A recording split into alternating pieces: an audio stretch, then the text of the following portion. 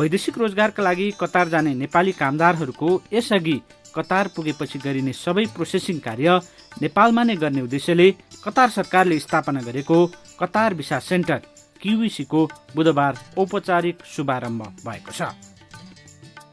काठमाडौँको महाराजगञ्जमा रहेको Qatar visa सेन्टरको कार्यालय नेपाल स्थित कतारी दूतावासका राजदूत युसुफ बिन मोहम्मद अल-हेल र कतार भिसा सेन्टरका प्रमुख मेजर अब्दुल्ला खलिफा अल मोहम्मदले उक्त कार्यालय संयुक्त रूपमा उद्घाटन गर्नुभएको हो।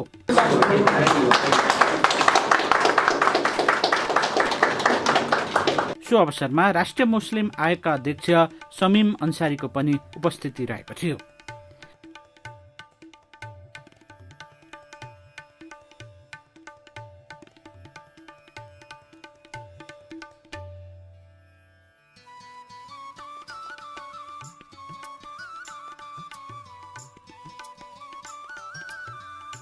नेपाल सरकारले कतार भिसा सेन्टर स्थापना हुँदा सिन्डिकेट हुने भन्दै लामो समयदेखि सञ्चालनका लागि अनुमति दिएको थिएन। श्रम मन्त्री गोकर्ण विष्ट र मेनपावर व्यवसायहरूको विरोधकै बीचमा QVCले आफ्नो सेवाको औपचारिक शुभारम्भ गरेको छ। यद्यपि नेपाल सरकारले कतार भिसा सेन्टर सञ्चालनका लागि अनुमति प्रदान गरिसकेपछि सञ्चालनमा आएको हो।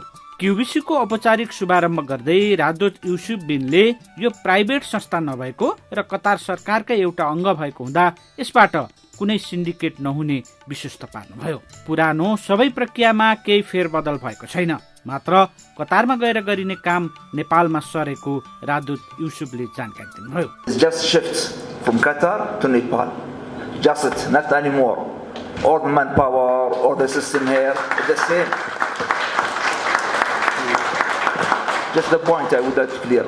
राजदूत युसुफले QVCमा कुनै अतिरिक्त शुल्क बुझाउन नपर्ने स्पष्ट पार्दै यसअघि आजाद भिसाका नाममा हुने गरेको खर्च र दोहोरो सम्झौता पत्र बनाउने खेल सबै निर्मूल हुने जनाउनुभयो। I get in Nepal 1,000 riyals, but now they give me 800. Then how? They want to stop that one. They stop it. Now any contract from now, after they open today, any contract from this office, not accept any contracts. And we check in the Minister of the Labours. If Minister of Labour is approved, and not just approved, they will go to check the company is work or not work, or just names.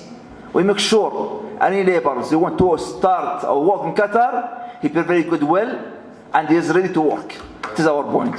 Qatar visa सेन्टरका निर्देशक major अब्दुल्लाले नेपालमा QVC को स्थापनापछि अब नेपालीहरूले Qatar छिर्ने बित्तिकै काम सुरु गर्न सक्ने र मेनपावर कम्पनीहरूको काम पहिलाको जस्तै हुने भएकाले सिन्डिकेट नहुने विश्वस्त पार्नुभयो। GDS with Qatar. Everything is connected directly to Qatar. This is the purpose of the Qatar Business Center. But what regards the manpower companies in Nepal will remain as it is. The center will not change anything with the manpower in Nepal. The procedures, their activity, everything, they continue as they are. काठमाडौँमा स्थापना भएको QVCबाट कामदारको मात्र नभएर सबै प्रकारको भिसाको काम गर्नेछ। QVCमा आएका सेवाग्राहीहरूले 45 मिनट भित्रै सबै सेवा पाइसक्नेछन् र रोजगारीमा जाने कामदारहरूले सेवा लिए बापत 1 रुपैयाँ पनि शुल्क बुझाउन नपर्ने अर्थात् निशुल्क हुने बताइएको छ। पहिला कतारमा गरिने सबै काम नेपालमा नै हुने भएपछि कामदार कतार पुग्न साथ आफ्नो परिचय पत्र पाउने र कुनै समस्यामा नपर्ने QVCले जानकारी गराएको छ। QVC को सुरुवातपछि कतार जाने नेपाली कामदार कुनै समस्यामा नपर्ने भन्दै सेन्टरले काठमाडौँमै यो सेवा आरम्भ हुँदा कामदारसँगै वैदेशिक रोजगार व्यवसायलाई पनि फाइदा पुग्ने दाबी गरेको छ। Here just system, not anymore. Just system. All the results is come from Qatar side. Health ministers, home ministers, labor ministers. Also it's safe. The account should be the salary. We follow Qatar salary. Is the BC salary through the bank, not through the no cash now. We didn't pay cash in Qatar. All the laborers should be have on account in bank, and we have also ID cards and no passport. We didn't need passport in Qatar. We use ID cards, and I hope this office will help us to Nepali laborers to be happy in Qatar, to be freedom in Qatar, to be very good health in Qatar, and all system. Now, last 5 months ago, we increased 45,000 laborers. They went to Qatar to work. And we have a vision, 2030. I heard many companies in Nepal, I met many businessmen, they ask me, what about after 2022? As laborers, going to stop or can come back again? No, Qatar, you have many big projects. The World Cup just incoming our plan. And we hurry to finish all our plan. The World Cup 2022 is almost 80% finished. And most 80-90% all the laborers from Nepal. They build our stadiums. They build our Hamid airports. They build our highways. We appreciate the Nepali laborers. We do almost, and no any case from Nepali laborers from Qatar. No any case in the police. And Nepal is very happy. Qatar very happy. कतारले visa सहजीकरण र कामदारको समस्या न्यून गर्नका लागि बंगलादेश, पाकिस्तान, श्रीलङ्का र भारतमा क्युबिसी सञ्चालन गरिसकेको छ। नेपाल क्युबिसी सञ्चालन हुने मुलुकमा 5औं मुलुक हो। कतारले आफ्नो देशमा बढी कामदार आउने स्रोत मुलुकमा पहिलो चरणमा क्युबिसी सञ्चालन गरिरहेको छ।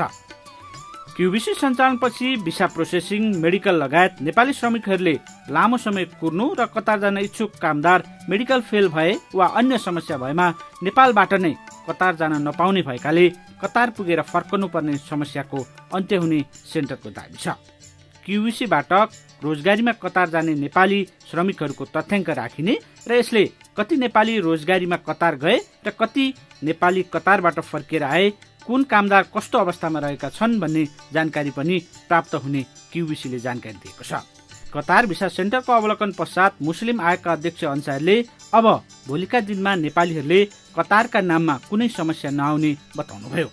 भोलिको दिनमा एक त प्राइभेट सेक्टर भएको भए सायद भोलि तलमाथि हुन सक्थ्यो, तर कतार गभर्मेन्टकै भएको कारणले गर्दाखेरि यसले कुनै पनि अप्ठ्यारो हुँदैन र यसमा सिस्टमेटिक रूपमा जानु पायो र भोलि कतिपय हामीले कुरा सुन्छौँ भने 2 महिना 3 महिना काम गरिसकेपछि तलब नपाउने, त्यो सबै कुराको अन्त्य हुने यसबाट देख्यो। किनभने यहाँबाट तपाईँको तलब पनि सेक्युरिटी भयो, जुन कम्पनीमा काम गर्ने हो त्यो कम्पनीसँग एग्रिमेन्ट अलरेडी पहिल्यै यहाँ हुने भयो र जुन एउटा चाहिँ मेडिकलदेखि लिएर एभ्रिथिङ एउटै प्याकेजमा हुने, यसले एउटा राम्रो चाहिँ सन्देश र राम्रो चाहिँ सजिलो गर्दैछ र सजिलो एकदम उहाँहरूको भनाइअनुसार एक दिनमै डकुमेन्टहरू चाहिँ डाइरेक्ट यहाँबाट कतार जान्छ र त्यहाँबाट चाहिँ तुरुन्तै चाहिँ ओके भएर आउँछ। यो एउटा चाहिँ राम्रो सन्देश हो। सरकारले कतार भिसा सेन्टरलाई सञ्चालन अनुमति दिएर काम थाल्दा यता मलेसिया रोजगारी चाहिँ सुचारू नगर्दा श्रम मन्त्रालयको आलोचना बढ्न थालेको छ।